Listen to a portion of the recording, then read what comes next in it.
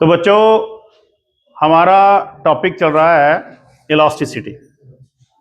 ठीक है, आज हम टॉपिक डिस्कस करेंगे Poisson's ratio, elastic potential energy या इलास्टिक एनर्जी जो आपके सिलेबस में मेंशन है। पॉइजन्स रेशो क्या होती है? आप बड़े बड़े पुल बनाते हो, इंजीनियरिंग के बहुत से काम करते हो, उसमें देखना होता है कि ये पुल कितनी देर चलेगा, इसकी कितनी पॉइजन रेशो ये वहां यूज होती है इंजीनियरिंग में। होती क्या है ये, आओ हम देखते हैं।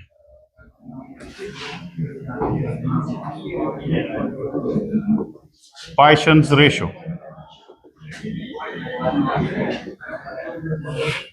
देखो, अगर कोई भी वायर,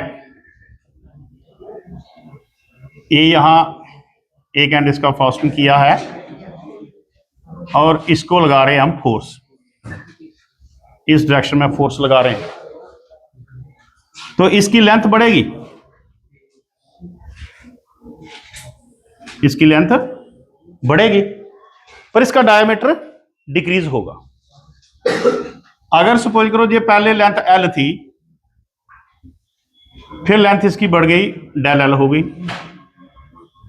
ठीक है, डायमीटर पहले डी था,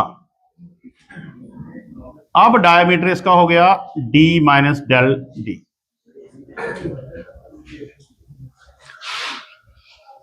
जो लेंथ बढ़ी उस स्ट्रेन को हम बोलते हैं लॉन्गिट्यूडनल स्ट्रेन, और जो डायमीटर डिक्रीज हो गया, इसके परपेंडिकुलर स्ट्रेन हो रही है, उसको बोलेंगे lateral strain. Ratio of the lateral strain to the longitudinal strain is called Poisson ratio. समझ आ गया आपको? देखो इधर, within the elastic limit, पहले देखो Poisson ratio it is denoted by sigma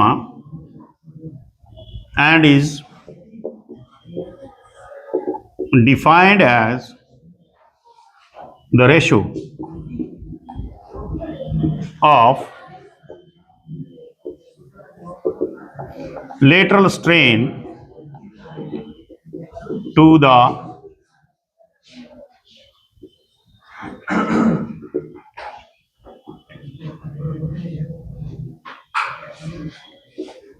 longitudinal strain within the elastic limit.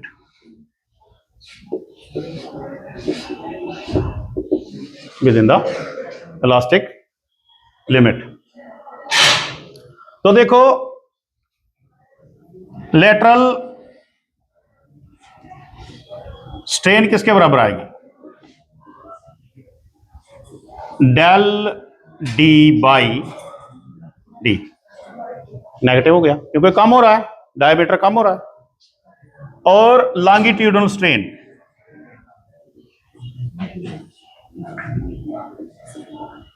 Longitudinal strain is equal to del L by L. तो Poisson ratio sigma is equal to lateral strain divided by longitudinal strain। यह आ जाएगा minus del D by D divided by del L by L.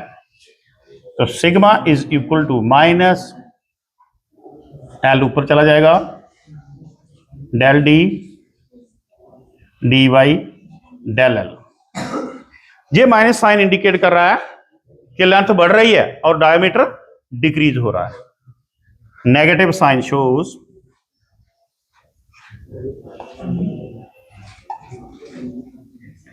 shows that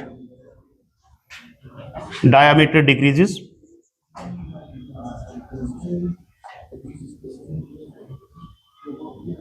and length increases। तो Poisson ratio के कोई unit नहीं है, because it is ratio, it has no units, it has no unit. जहां तक आपको अच्छे तरीके से समझा गया? अब हम नेक्स्ट क्वेश्चन यहां ही कर देंगे, वो है इलास्टिक पोटेंशियल एनर्जी। दूसरा टॉपिक है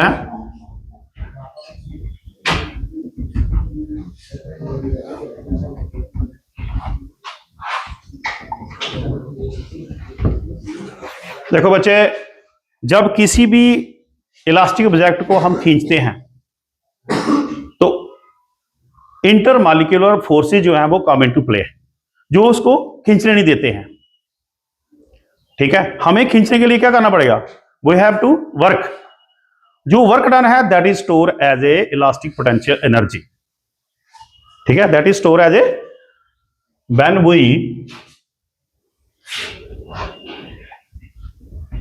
वी पुल या stretch any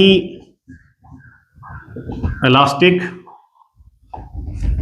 object inter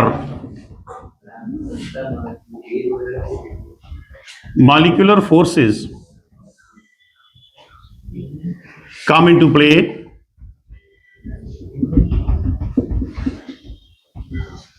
which oppose its extension.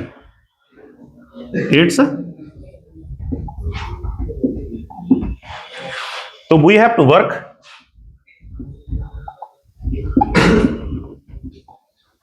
to work against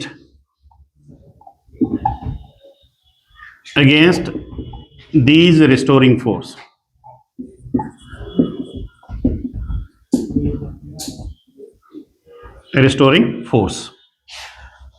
So this work done is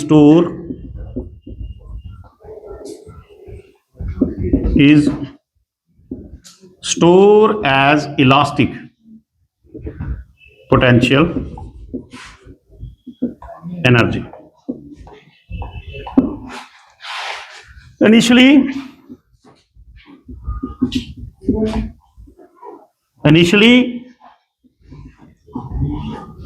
restoring force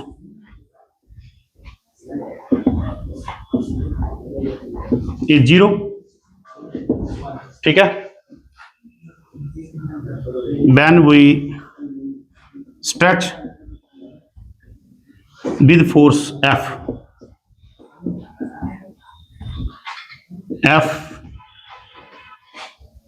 its length increased by del L. तो average force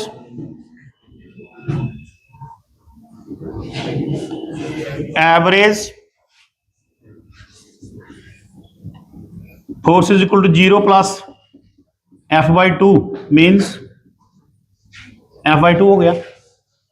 तो work किसके बराबर होता है? Work is equal to force multiplied by displacement. यानी कि अगर जे बाहर है, पहले L था, फोर्स जब आपने 0 से F तक लगाई तो जे डेल L बढ़ गया। ठीक है, तो फोर्स कितनी लगी? F/2। डिस्प्लेसमेंट हो गया डेल L। ठीक है, तो दिस वर्क डन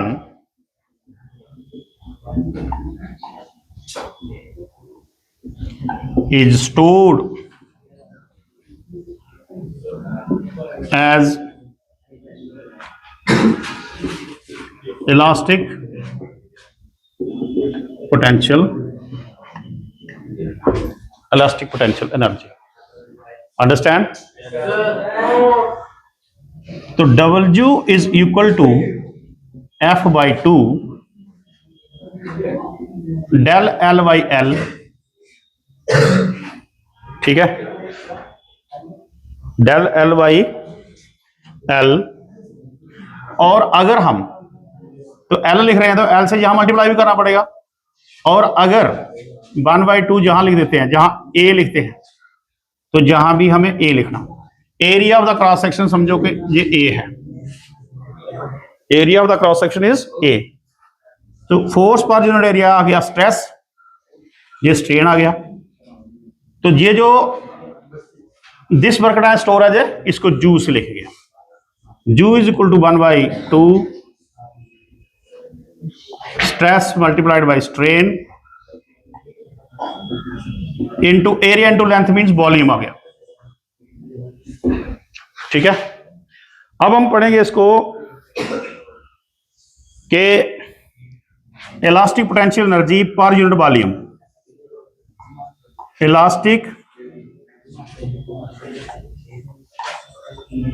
पर यूनिट वॉल्यूम।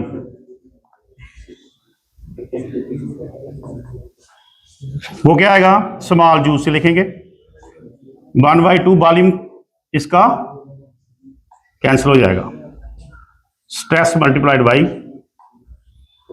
स्ट्रेन हो जाएगा। स्ट्रेस बाई स्ट्रेन क्या होता है, जंग्स मॉडुलस। तो ये आ जाएगा 1/2 जंग्स मॉडुलस। जब स्ट्रेस को स्ट्रेन से डिवाइड किया तो स्ट्रेन से मल्टीप्लाई भी करना पड़ेगा, तो ये आ गया स्ट्रेन स्क्वायर। ये हो गई इलास्टिक पोटेंशियल एनर्जी, ये हो गई elastic potential energy per unit volume. Understand? कोई डाउट?